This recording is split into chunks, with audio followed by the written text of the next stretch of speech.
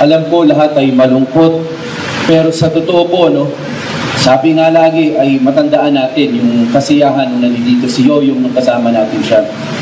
Ang totoo po niyan, more or less mga 11 days ago, nung nag-attend po ako dito nung Independence Day celebration natin, June 12 yun, dumating po ako dito maaga, dun tayo sa Plaza Rizal. Pagkaupo ko po, may nagkwento sa akin kaagad kung alam ko na may nangyari kay Vice Yoyong. Sabi ko, wala akong alam. Ang sabi sa akin, si Vice Yoyong galing probinsya, pagka-uwi, nagkasakit, ngayon nasa ICU siya. So tinanong ko, kamusta si Vice Yoyong? Eksakto naman, nakita namin si Maro. Kasi kasama namin siya doon nung Independence Day commemoration. So lumapit pa nga po, marami sa amin lumapit kay Maro. Tinanong namin kay Maro kung kamusta na si Vice Yoyong. Sabi sa amin ni Maro na sa ICU, parang okay naman siya. Pero ang dami na nagtatanong eh. So, gusto ko magpagtanong pa, pero ang dami na nagtatanong kasi gusto ko malaman kung ano nangyayari. Ang narinig ko na lang, Opta. Sabi ko, bakit Opta ang tumitingin kay Vice Yoyong? Yung pala, yung anak na isa ni Vice Yoyong ay Opta sa Makati Medical Center. Pero nung nagkikwento naman sa amin si Maro noon, parang tuloy-tuloy naman yung programa pagkatapos noon, naisip ko sa sarili ko na kaya-kaya ni Vice Yoyong yan. Sa totoo, alam naman natin yung storya ni Vice Yoyong eh.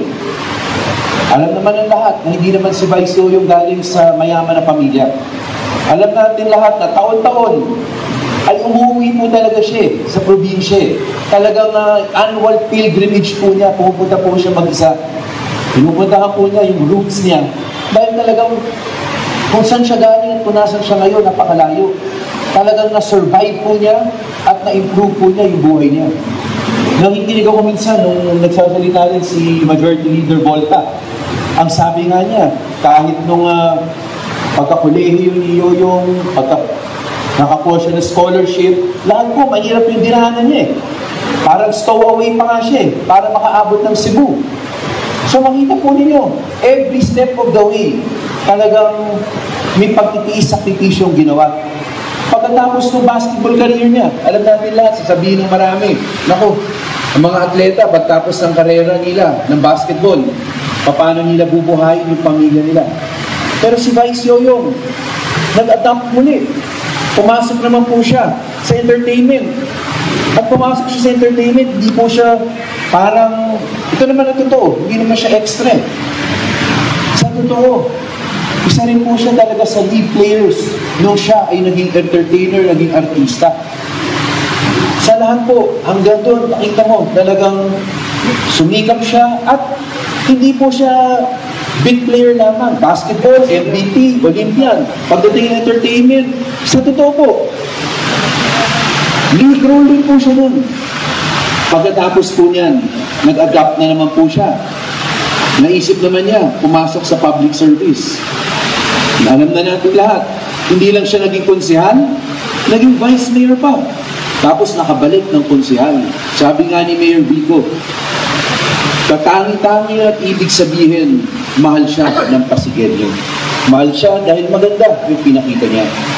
Pero sa totoo, Tita Tessa, nung narinig ko nung June 12, sa totoo, hindi ko masyadong binigyan ng pansin na may mangyayari kay Vice Yoyong. Dahil survivor po siya. Sigurado ko po, ilalagpasan niya yan eh. Sa totoo po, kahit nung dati pa, nung nakasama ko si Vice Yoyong, masayahin siyang tao. At tama yung sinasabi ni Mayor Vico, mahilig siya talaga kumain. Dati sa Kigpura ko siya nahilig sa Green Hills eh. Recently, nakikita ko na siya sa healthy shabu-shabu. Talagang sa totoo, mahilig din si Vice Yoyong talaga na kumain, mag-enjoy, kasama ng pamilya niya. At siguro kanina nang sinasabi ni Father na he's a good man. That's why alam natin kung saan siya pupunta. Sa totoo po, marami sa inyo, ang pagkakilala niyo sa kanya, basketball player, yung iba, yung naging artista siya, yung iba, konsehal. Pero sa totoo po, sa akin po, pinakausap ko siya, hindi ko alam kung bakit, pero sa akin po, medyo seryoso siya makipag-usap eh. Sa totoo po, pag nakikita ko siya, sabihin niya sa akin, Congressman, napanood ko, napakinggan ko yung sinabi mo. Tama yun. Dapat ganito. Alam niyo ano eh.